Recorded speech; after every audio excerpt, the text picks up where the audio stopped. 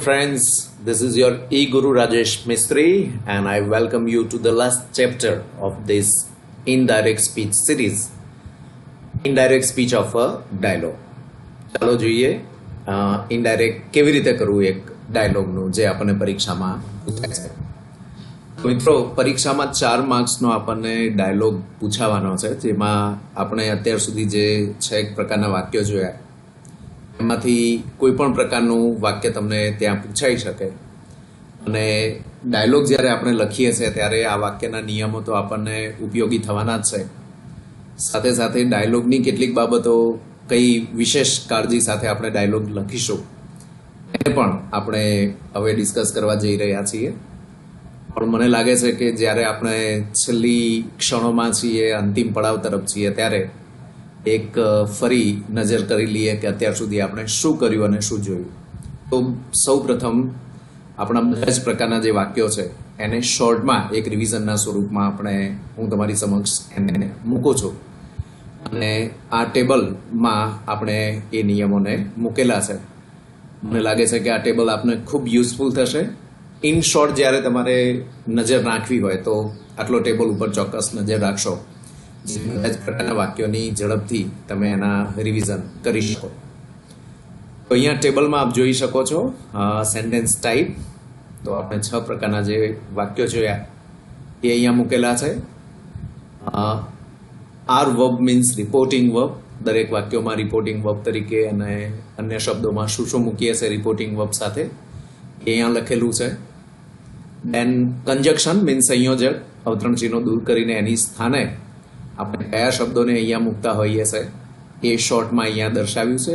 અને અધર ચેન્જીસ, બીજા જે પરિવર્તનો આપણે અવતરણ ચિહ્નોની અંદરના વાક્યમાં કરીએ છીએ એને અહીંયા મૂકવાની આપણે કોશિશ કરી છે. તો એક સમરીના રૂપમાં તમને સરસ મજાનું ટેબલ તૈયાર કરીને આપ્યું છે. તો સમજી લઈએ. First of all we finished statement. વિધાન વાક્યોની આપણે ચર્ચા કરેલી. રિપોર્ટિંગ વર્બ તરીકે સેડ ટુ ને બદલે ટોલ્ડ આપણે મૂકેલું અને ટોલ્ડ કરતા હતા. અહીંયા મિત્રો કેટલાક રિપ્લાઇડ, ઇન્ફોર્મ્ડ, એડેડ વગેરે જેવા શબ્દો છે જે રિપોર્ટિંગ વર્બ તરીકે જ્યારે આપણે ડાયલોગ લખીએ ત્યારે જવાબ આપવામાં આવ્યો હોય તો ટોલ્ડ ન મૂકતા તમે રિપ્લાઇડ પણ કરી શકો. માહિતી આપવામાં આવી હોય તો યુ કેન પુટ ઇન્ફોર્મ્ડ, અને કંઈક વાત ઉમેરવામાં આવી હોય તો યુ કેન યુઝ એડેડ.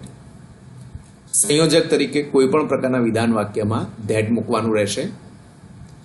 અન્ય ફેરફારો તમે નિયમોમાં શીખેલા છો એ પ્રમાણે સર્વનામ પ્રથમ પુરુષના બોલનાર મુજબ, બીજાના સાંભળનાર મુજબ, ત્રીજામાં કોઈ ફેરફાર નહીં.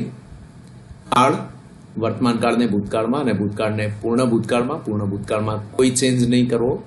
અને સમયદર્શક શબ્દોમાં આપણે જે નિયમો ધીસનું, ધેટ ને નાઉનનું ધેન વગેરે કરેલું એ નિયમો મુજબ આપણે એ વાક્યમાં ફેરફાર કરીશું. Second, exclamatory. તો સેડ ટુ ને બદલે exclaimed two.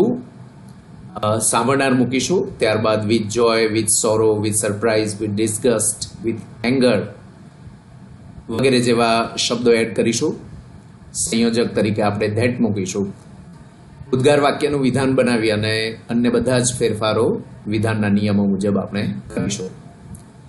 Then it was question. પ્રશ્નમાં સેડ ટુ ને બદલે આપણે આસ્ક્ડ કરવાનું થશે.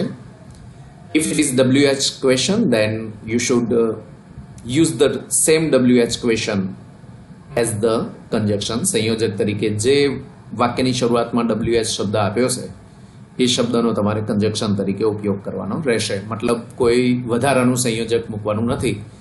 But if it is yes no type question then you should use if or whether as conjunction. Conjunction તરીકે if અથવા whether પણ આપ મૂકી શકો છો.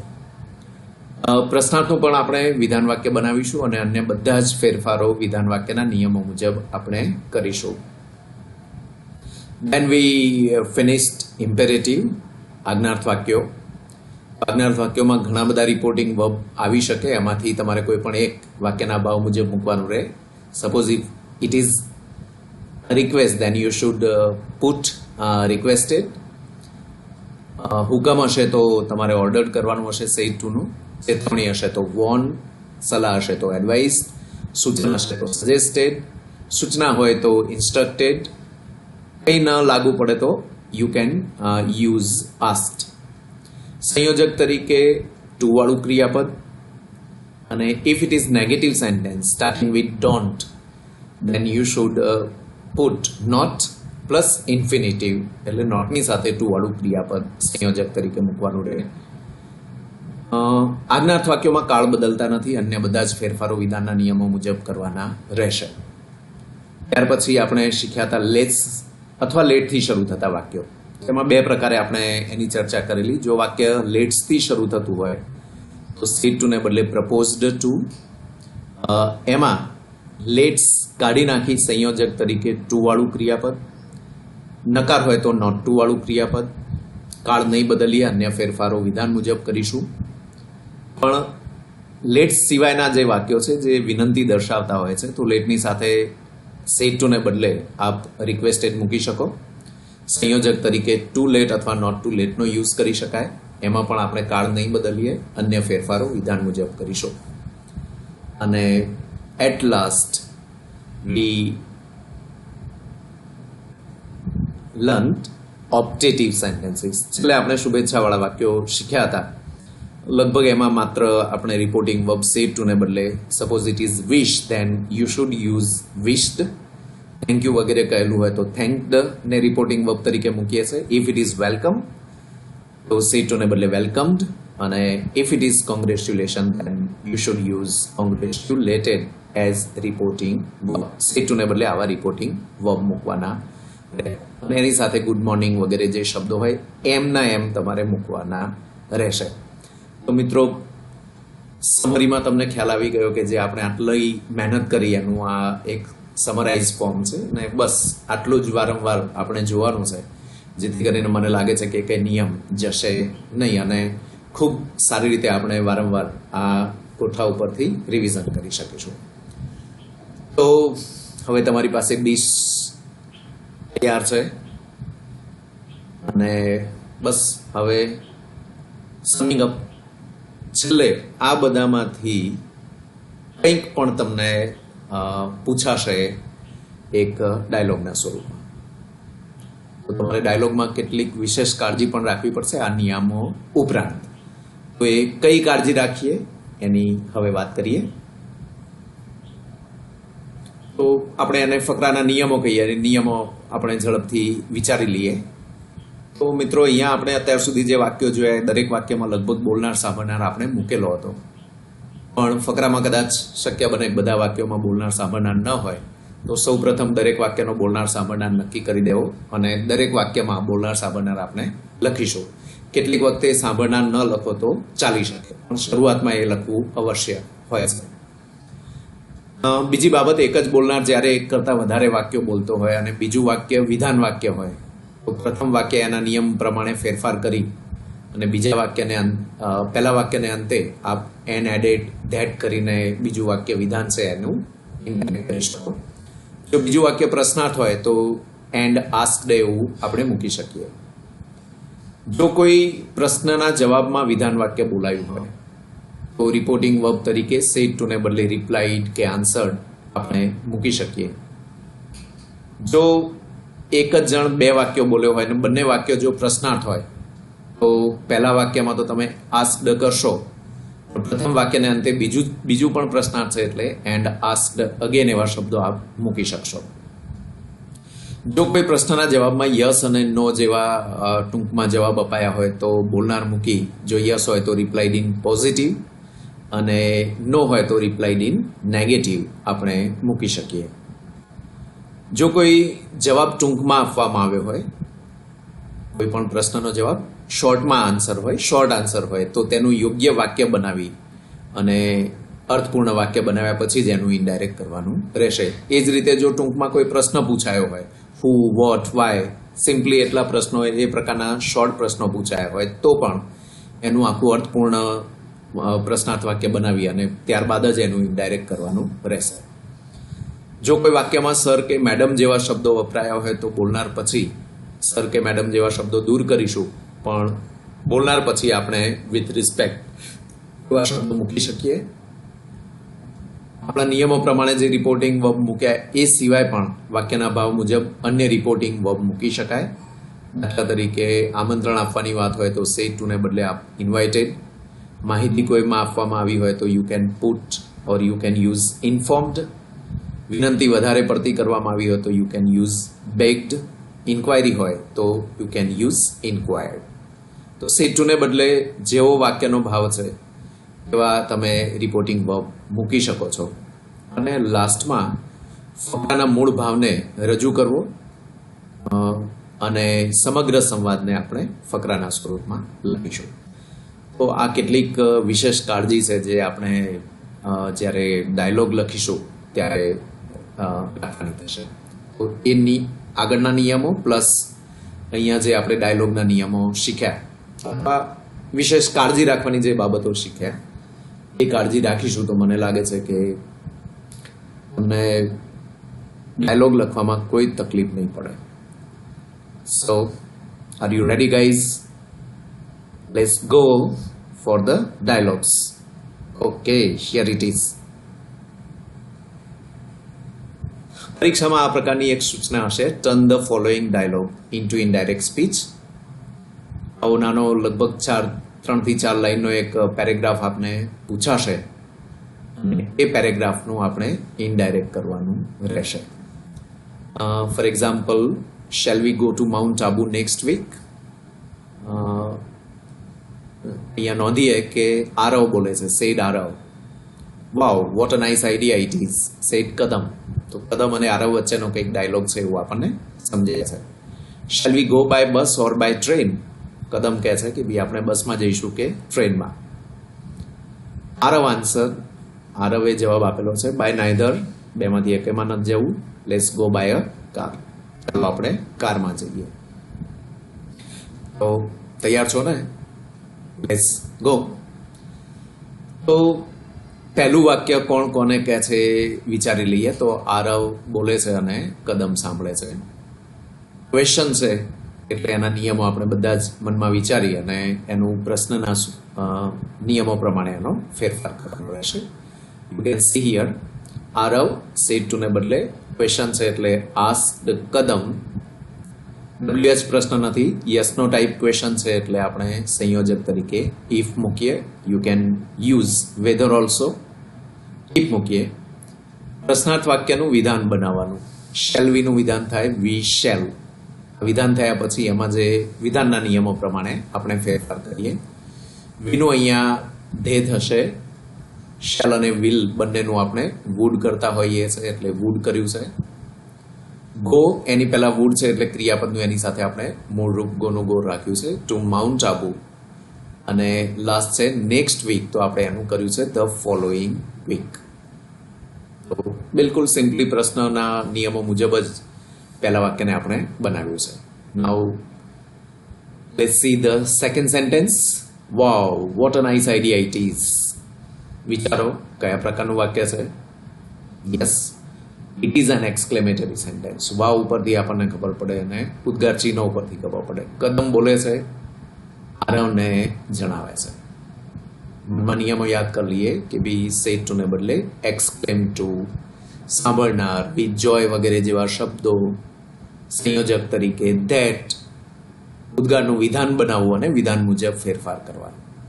વિચારીએ, કદમ બોલે છે એટલે કદમ એક્સક્લેમ્ડ ટુ, સાંભળનાર મૂક્યો આરવ. વાવ છે આનંદ બતાવે છે એટલે વિથ જોય, વાવ જેવા શબ્દો આપણે દૂર કરીએ, વિથ જોય. સંયોજક તરીકે ધેટ. ઉદ્ગારનું વિધાન બનાવીએ તો આપણે એ વખતે સમજેલા કરતા ક્રિયાપદને આગળ લાવીએ એટલે ઇટ ઇઝ. વોટ છે એટલે a very nice idea. This is your statement. It is a very nice idea. અને ચાલો એને ઇનડાયરેક્ટમાં ફેરવીએ એટલે ઇટ ત્રીજા પુરુષનું સર્વનામ છે, કોઈ ચેન્જ નહીં. ઇઝનો આપણે વોઝ કર્યું. It was a very nice idea. હવે કદમ ફરી એનો એક કદમ એને પ્રશ્ન કરે છે. એક જ વ્યક્તિ બે વાક્યો બોલે છે. બીજું વાક્ય પ્રશ્નાર્થ છે એટલે આપણે એન્ડ આસ્ક્ડ એવું મૂકી શકીએ. એટલે મૂક્યું છે આપણે and asked. Once again it is yes no type question, so you should put if or whether. તો ઇફ છે. પ્રશ્નાર્થનું ફરીથી વિધાન બનાવીએ. શેલ વીનું કરતા આગળ એટલે we shall go by bus or by train. એમાં ચેન્જીસ કરો એટલે ધે શેલ વિલનું વુડ થાય એટલે would go by bus or by train. હવે last sentence. Here you can see Arav has given a very short answer. તમે પૂછ્યું કે ભાઈ બસમાં જઈશું કે ટ્રેનમાં? આરવ કહે છે કે બાય નાઈધર, બેમાંથી એકમાં નહીં. તો ઇટ્સ અ શોર્ટ આન્સર.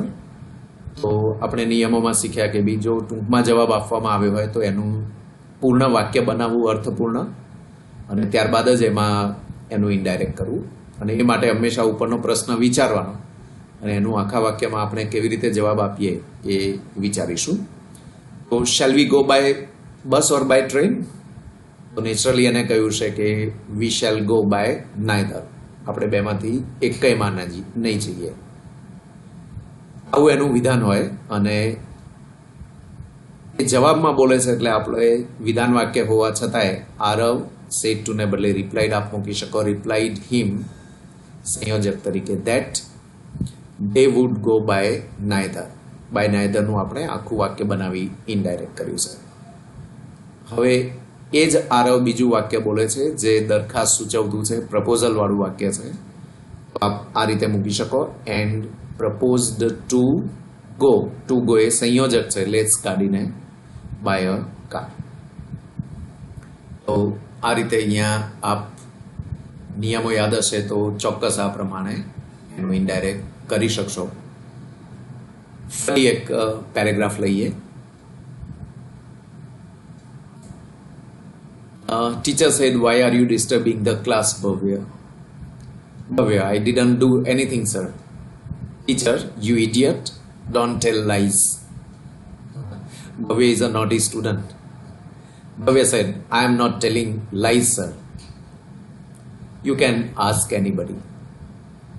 તો ટીચર અને ભવ્ય વચ્ચેનો આ સંવાદ છે. પહેલું વાક્ય પ્રશ્નાર્થ. તો બિલકુલ પ્રશ્ન પ્રમાણે આપણે લખ્યું છે ટીચર આસ્ક્ડ ભવ્ય WH ક્વેશ્ચન અને વાય એ સંયોજક તરીકે મૂક્યું.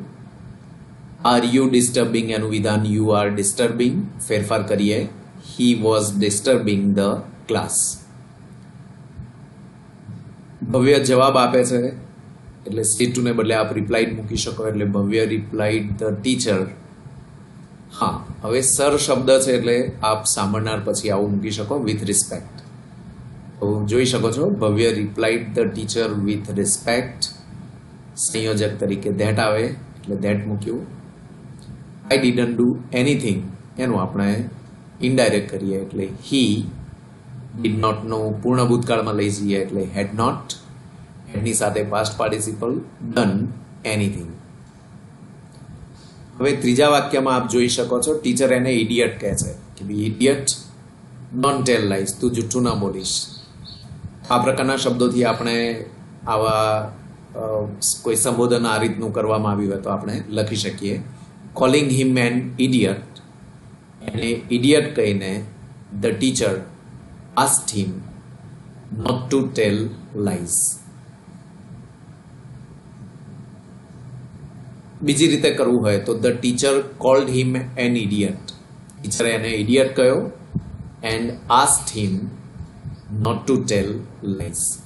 આ જે વાક્ય છે ડોન્ટ વાળું એ આજ્ઞાર્થ વાક્ય છે, પણ ટીચરનો અહીંયા હુકમ કે એવું કંઈ નથી એટલે આપણે સેડ ટુ ને બદલે આસ્ક્ડ મૂકી શકીએ. એન્ડ આસ્ક્ડ હિમ સંયોજક તરીકે ડોન્ટ વાળું વાક્ય હોય એટલે નોટ ટુ મૂકીએ છીએ. નોટ ટુ કાળ બદલતા નથી એટલે ટેલ લાઈઝ. ટીચરે એને પૂછ્યું છે અને એના જવાબમાં ભવ્ય કહે છે કે I am not telling lies sir. તો you can use Bhavya replied. Said to ને બદલે રિપ્લાઇડ યુઝ કરી શકાય. ભવ્ય રિપ્લાઇડ હિમ સર શબ્દ છે એટલે with respect that he was not telling lies. હવે એ જ ભવ્ય બીજું વિધાન વાક્ય બોલે છે.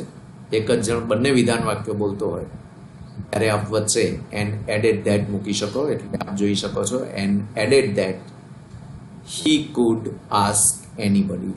હી could ask anybody.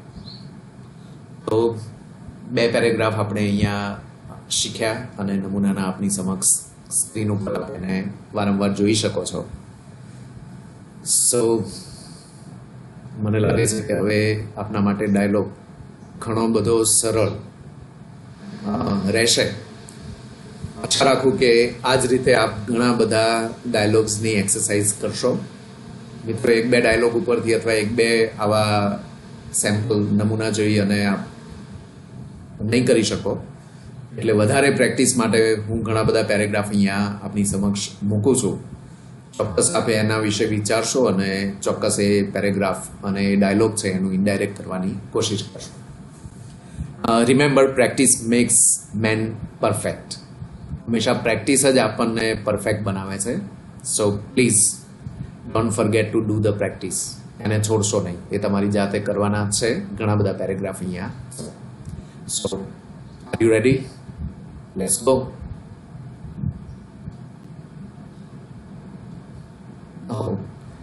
Don't worry, બહુ ચિંતા કરવાની જરૂર નથી. બહુ સિમ્પલ પેરેગ્રાફ છે. પૂર્વી અને માલવ વચ્ચેનો, ટીચર અને ઋત્વા વચ્ચેનો, પોલીસમેન અને ભવ્ય વચ્ચેનો.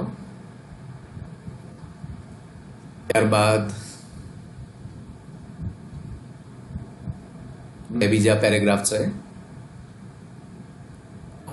એને કરી શકો ચોક્કસ. Some more.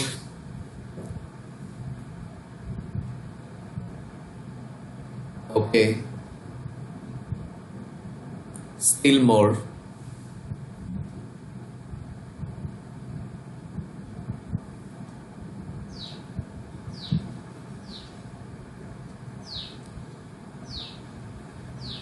Oh, I think now you are getting perfection. બસ આટલું કરશો એટલે પરફેક્શન 100% આવી જશે, એમાં કોઈ શંકાને સ્થાન નથી. હવે તો તમે બહુ ઇઝીલી આ પેરેગ્રાફ કરી શકશો એવો મને વિશ્વાસ છે.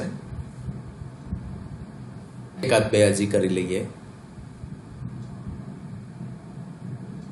ઓકે, મને લાગે છે કે આપ બધા થાકી ગયા હશો અથવા તૈયાર થઈ ગયા હશો. સો all the best for this beautiful question, direct and indirect speech. ખૂબ લાંબો આ પ્રશ્ન ચાલ્યો, પણ મને લાગે છે કે ખૂબ મજા પણ આપને આવી છે. Don't forget to subscribe my channel, YouTube channel E-Guru Rajesh Mistry. So તમને ગમ્યું હોય તો આપ એને લાઈક કરશો, સબસ્ક્રાઇબ કરશો અને આપના મિત્રોને પણ કહેશો, જેથી વધારે ને વધારે મિત્રો અને વિદ્યાર્થી મિત્રો આનો લાભ લઈ શકે. વારંવાર આ વિડીયોઝ આપ જોશો, જેથી વારંવાર આપ રિવિઝન કરી શકો અને ડાઉટ્સ આપના ક્લિયર કરી શકો. સો once again all the best. We'll continue our series with some more important topics. So wait and watch. Until then, see you. Best luck. Goodbye. Take care.